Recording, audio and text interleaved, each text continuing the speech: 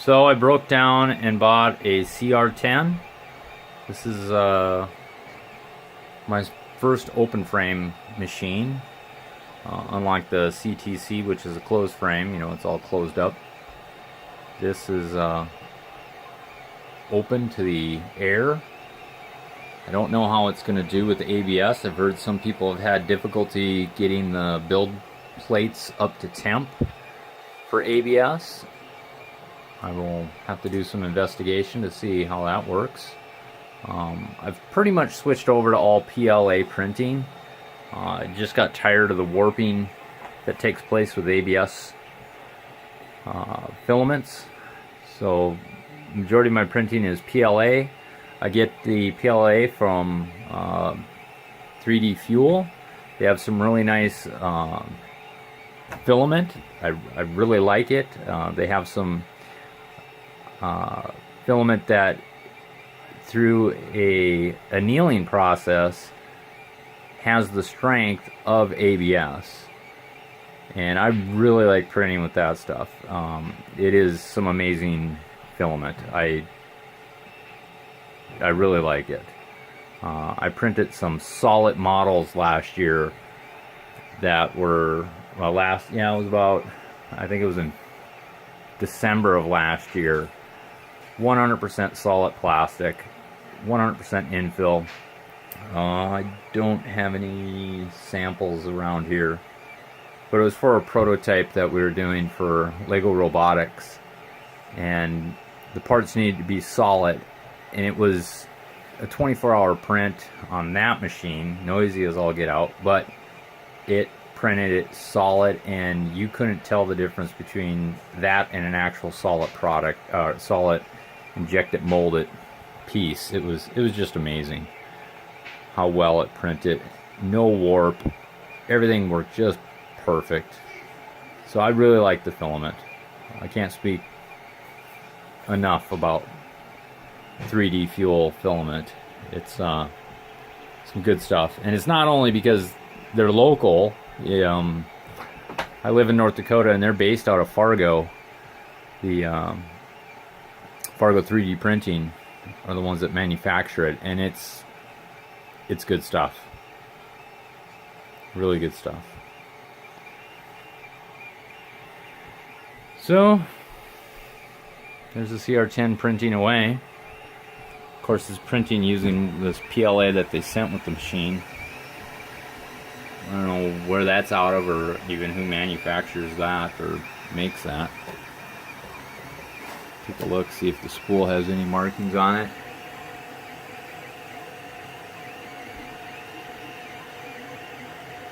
I can't even read what that says, but so some manufacturer, somebody's making filament there. So something that I want to try is I'm a beekeeper, and I have lots of beeswax. So one of the projects that I'm going to work on is making filament from beeswax. I don't know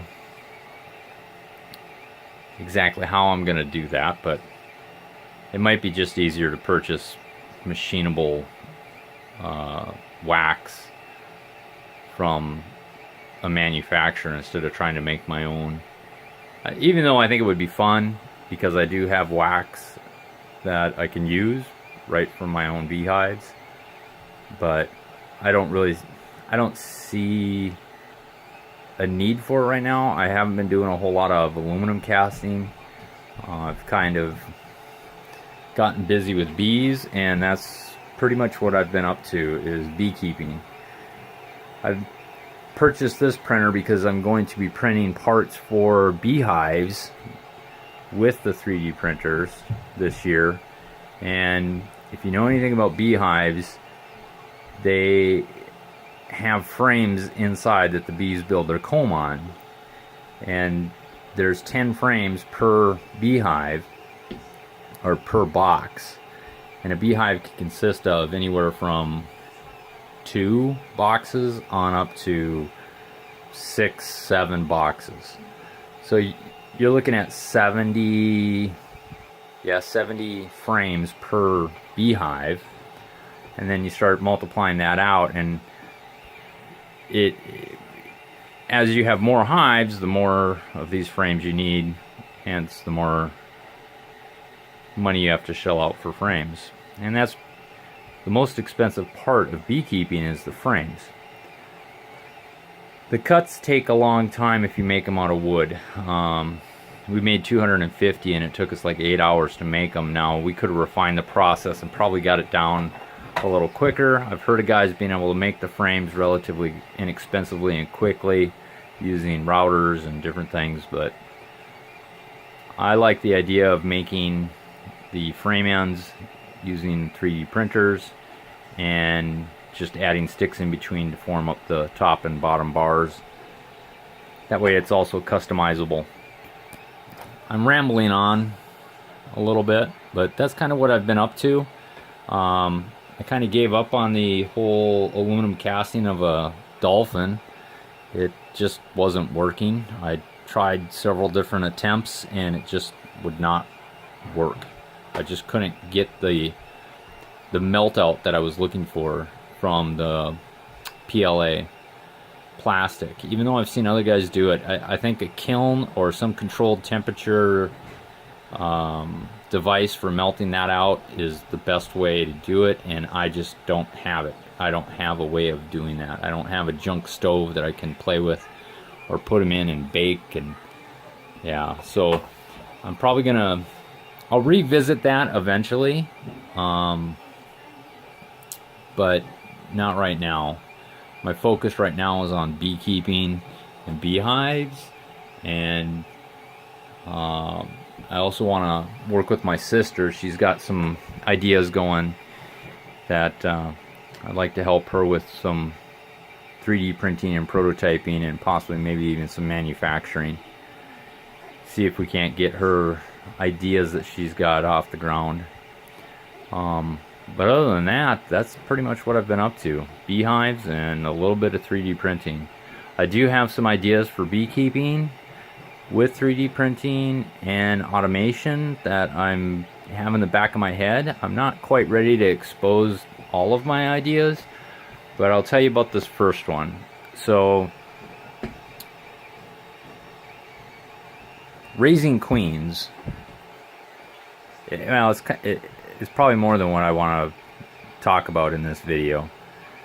Maybe I'll discuss it more, or maybe I'll film some of the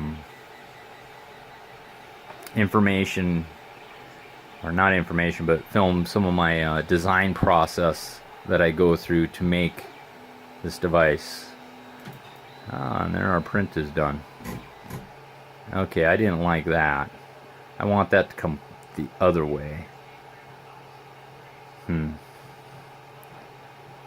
might have to flip that thing around. Okay, I thought it would come to the front, but it didn't. The bed is still quite warm. Let's take this thing off here. And oh, still stuck pretty good. Oh man. Better let it cool. Let the bed cool. And give it a few minutes. Now that took an hour and 32 minutes to print. That might have to get tweaked. I would think that would have printed a little bit quicker. I mean, we're only this